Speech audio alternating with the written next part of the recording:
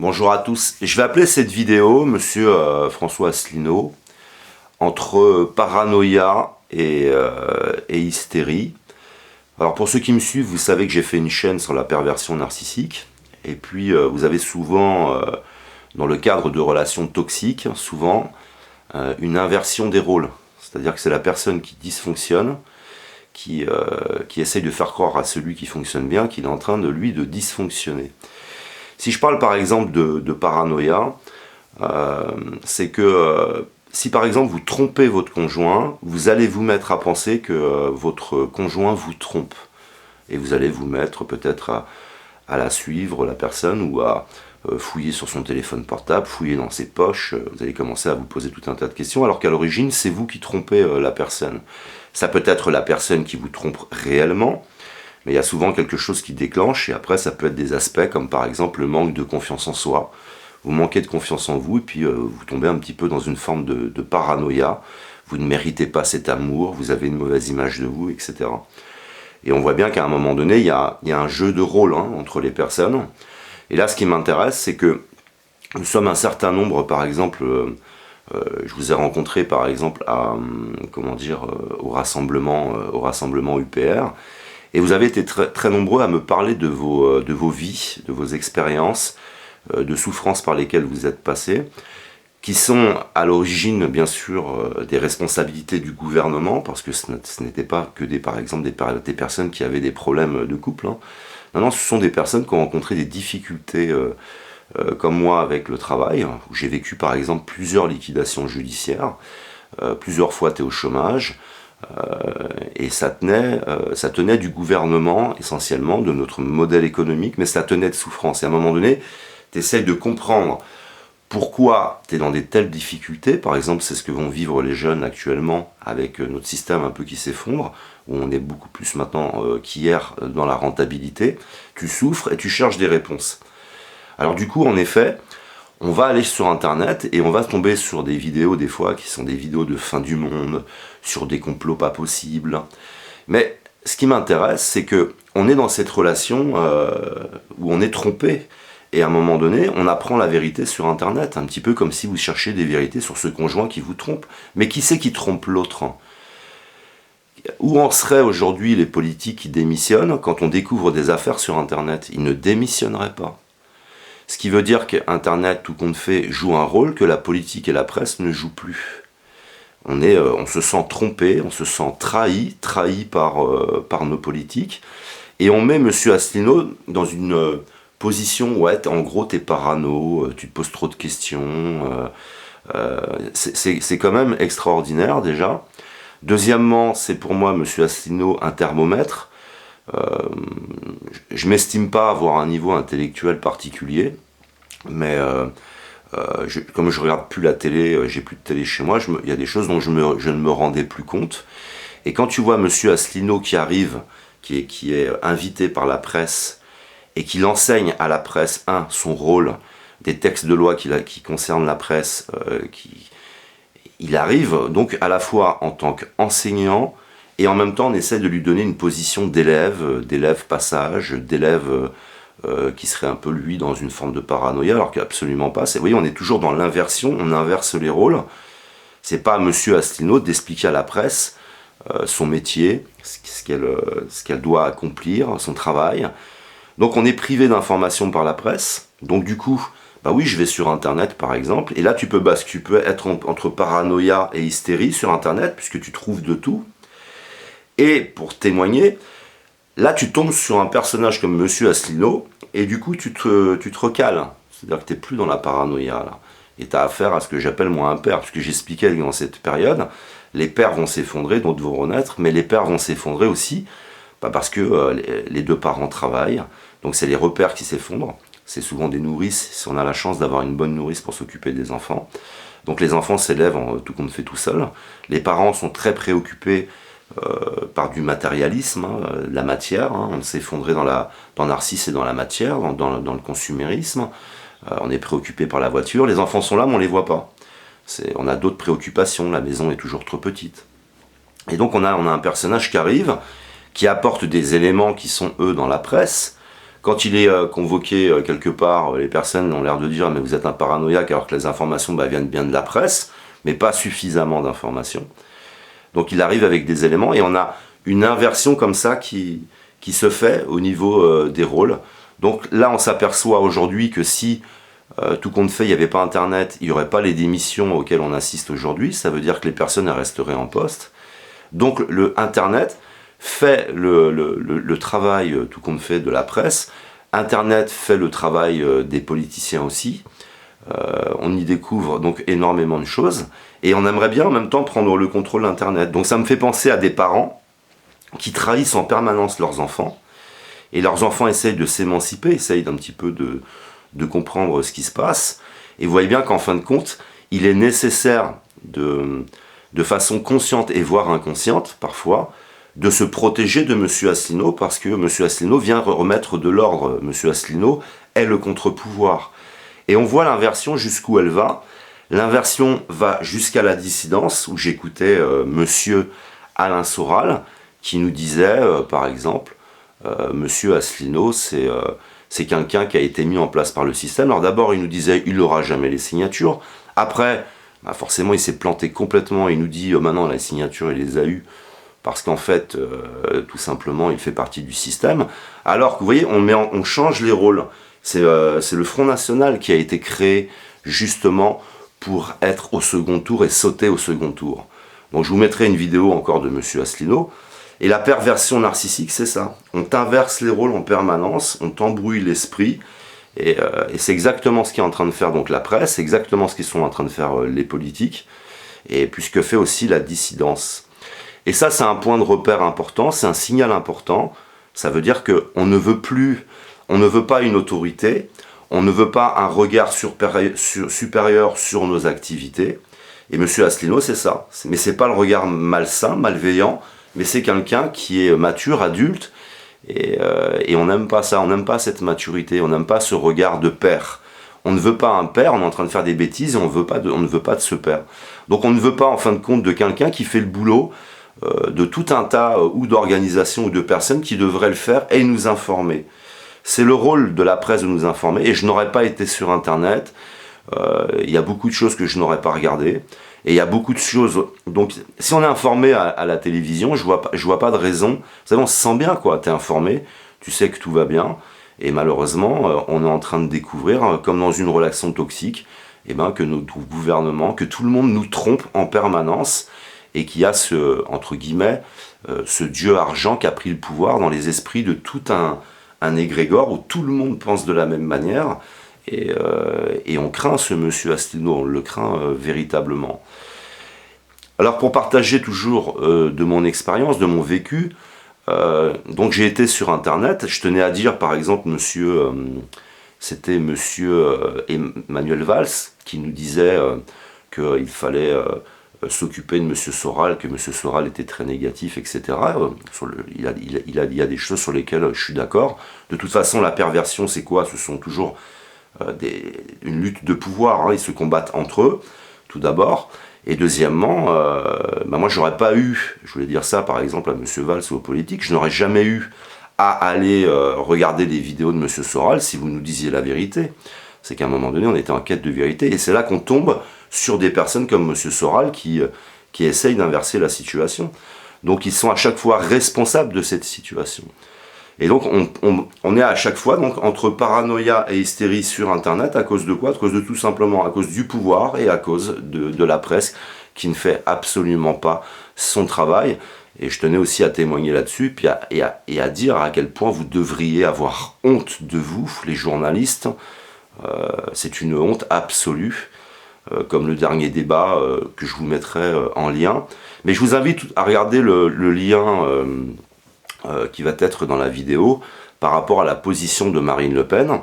Parce qu'il y a une chose aussi qui est intéressante, quelque chose qui est très significatif d'une presse qui s'est effondrée, c'est que M. Asselineau, il arrive avec des éléments techniques. Et c'est important, là, ce que je vais dire, c'est vraiment important. C'est quelqu'un qui arrive avec des éléments techniques. Il arrive avec des explications. Et on lui répond à chaque fois, c'est par de l'émotion, de l'affectif. Vous voyez, on est dans le corps, on n'est pas dans l'esprit, on n'est pas dans la réflexion. Ah bah non, moi je suis pas d'accord. On donne son avis, je suis pas d'accord, mais en face, observez bien, vous verrez qu'il y a un niveau, mais vraiment zéro, c'est-à-dire qu'il n'y a plus du tout de niveau. Monsieur Asselineau arrive en parlant par exemple de l'Union européenne, mais les journalistes devraient savoir déjà tout ça. Ils ne le savent pas. Et ils répondent à l'émotion. Ah oui, mais moi je ne suis pas d'accord. Ok, t'es pas d'accord, mais tu apportes à ce moment-là des éléments techniques. Et ils n'ont pas ces éléments techniques. Donc, pour ne pas paraître pour des imbéciles devant les téléspectateurs, ils vont tout simplement dire je ne suis pas d'accord. Donc tu as l'impression d'avoir quelqu'un en face de toi qui sait de quoi il parle, mais il ne sait pas de quoi il parle. Il est dans ces mécanismes en général de phobie, de peur de quitter l'Union européenne, de tout un tas de peurs qu'on a, induit en nous. Et ils sont vraiment à l'émotion. On voit des personnes qui n'ont pas les informations. Et je trouve ça catastrophique, c'est que tout compte fait, M. Asselineau arrive, c'est extraordinaire pour nous, puisque nous cherchons des vérités, on tombe sur des choses, les images sont violentes, les images nous imprègnent, hein. Quand on regarde un film d'horreur, on est marqué, si vous regardez un film pornographique, vous serez marqué, si vous regardez de la violence, vous serez marqué, et on voit des fois, on suit des vidéos ou des acteurs qui nous marquent, et on serait préservé de ça. J'aurais été moi aussi préservé peut-être d'entamer certains sujets, parce que la presse justement ne fait pas son travail. Donc on est obligé d'être en quête comme ça d'informations, et vous vous rendez compte que la presse ne sait même pas ce que c'est que l'Union européenne, tout compte fait. C'est une catastrophe. Ils sont censés être de véritables professionnels qui sont là pour nous protéger. Ils sont aussi là comme une forme de contre-pouvoir. Vous imaginez tous les rôles que représente en fin de compte M. Asselineau. Il a un rôle de presse, il a un rôle de politique, il a un rôle un peu de père, quoi, de père et de repère pour nous. Et ça a été ça pour moi, une délivrance, donc des années à rechercher. Alors je tombe par exemple sur un monsieur Alain Soral qui nous apporte par exemple, je sais pas, 60 ou 70% de vérité, et tout le reste, il nous embrouille l'esprit. Et t'as du mal à trouver... et là, on trouve un personnage qui, en plus, est prêt à prendre des responsabilités en politique, qui va se battre pendant 10 ans. Alors forcément, pour nous, c'est le moment d'hystérie. Et quand on se retrouve tous, en fait, quand on se retrouve tous à ce rassemblement à Paris, où on voit qu'il y a une énergie phénoménale, c'est le moment d'hystérie et de délivrance. Et c'est bien... non pas, la représentation d'une bande d'hystériques stupides, absolument pas, de personnes qui ont enfin trouvé une personne saine, qui sait leur parler, qui sait les écouter, qui connaît les problématiques, qui est honnête. Vous voyez, c'est une bulle. C'est vraiment comme si on avait été enfermé dans une même pièce où il y aurait une odeur, vous savez, de renfermé. Vous êtes dans une même pièce et vous ouvrez la fenêtre, quoi. Et tu trouves ce personnage, on se retrouve entre nous, et c'est ce plaisir qui est extraordinaire, dont les autres sont privés, puisque je le répète, je l'avais mis dans un commentaire. Par exemple, vous avez vos partis politiques aujourd'hui, que ce soit Marine Le Pen, Macron, Mélenchon, ils ont tous fait des emprunts de plusieurs millions d'euros, et là on a un personnage qui a réussi, il faut être structuré pour ça, qui a réussi en fin de compte à se développer uniquement avec l'argent des, l'argent de ceux qui sont de l'UPR, quoi. Donc c'est des adhérents et qui financent tout ça. Et les autres n'en sont pas capables. On voit un monsieur Macron qui se retrouve dans des meetings où il n'y a personne. Ben oui, il n'a pas réussi à atteindre l'argent, tu ne peux pas tout avoir avec l'argent. Donc, savoir s'entourer, vous voyez, on a une personne qui est complète, c'est exceptionnel.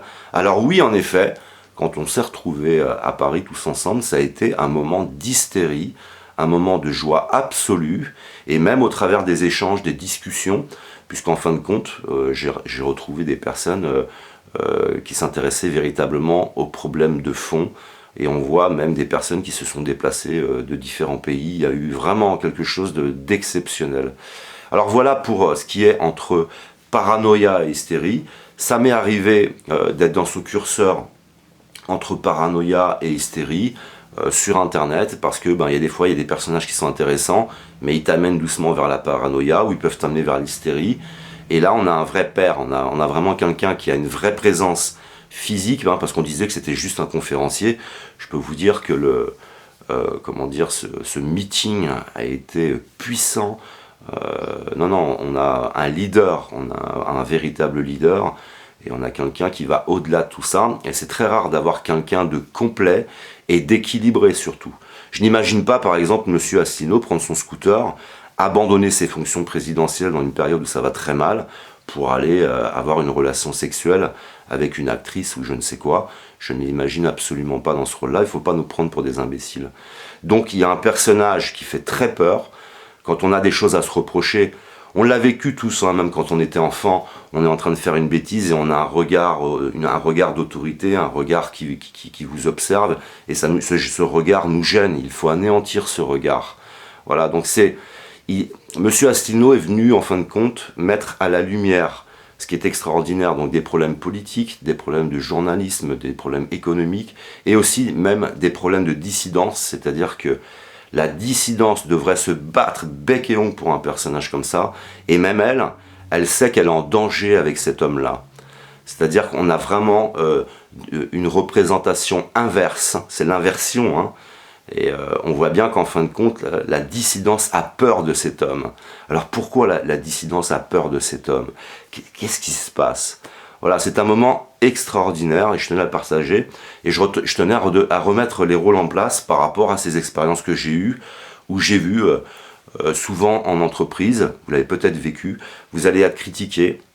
Vous savez, c'est le Christ, hein, on te met sur la croix des voleurs, on te cloute, on te met une épine de souffrance, hein, on te torture l'esprit, puis après on vient t'achever. Et c'est ça, ça veut dire que à un moment donné, les personnes saines font peur, et font peur à tout un gouvernement. On n'a pas fini donc les scandales, on n'a pas fini de tout découvrir, et merci à M. Asselineau, merci à vous tous aussi, parce que en parlant de M. Asselineau, c'est-à-dire quand j'ai vu que la dissidence s'en prenait à M. Asselineau, c'est là que j'ai commencé à militer. Il n'y avait pas que ça, hein, mais ça a joué essentiellement, parce qu'on est parfois un certain nombre à avoir vécu des injustices et on ne les supporte plus. Et du coup, ça m'a permis, en voulant le détruire, de mieux le connaître et de militer maintenant, de devenir un véritable militant.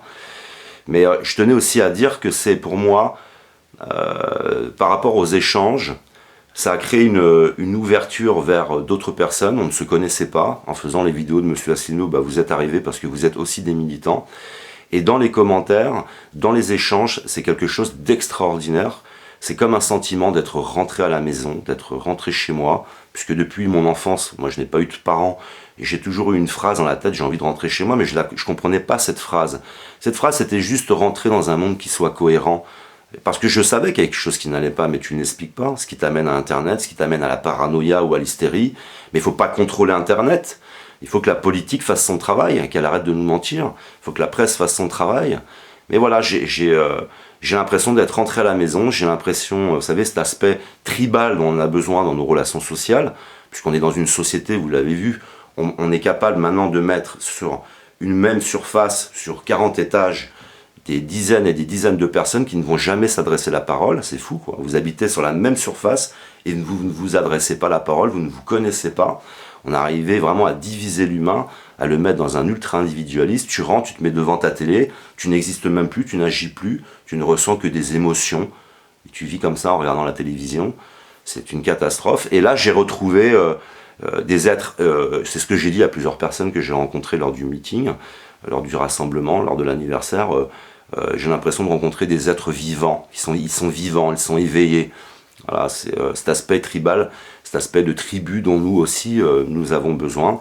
Et malheureusement, si la presse jouait son rôle, M. Asselineau, il casserait la baraque. Ça veut dire que si la presse disait la vérité sur l'Union européenne, M. Asselineau, c'est là qu'il y a un point de repère important, il n'a pas besoin d'argent. Voilà, il a juste besoin, on l'écoute. La presse n'a juste qu'à faire qu'on puisse l'écouter. La presse n'a qu'à jouer le jeu, parce qu'il y a un rôle à jouer. La politique aussi. Hein. Et du coup, il casserait complètement la baraque, quoi. Donc voilà, c'est pas... bon, on a compris un petit peu tout ce qui se passe. Voilà, je tenais surtout à développer sur la paranoïa, l'hystérie, ce jeu de rôle dans lequel on est dans l'inversion. Je vous remercie de m'avoir écouté. Je vous aime. Que l'amour soit avec vous. Et à une prochaine vidéo.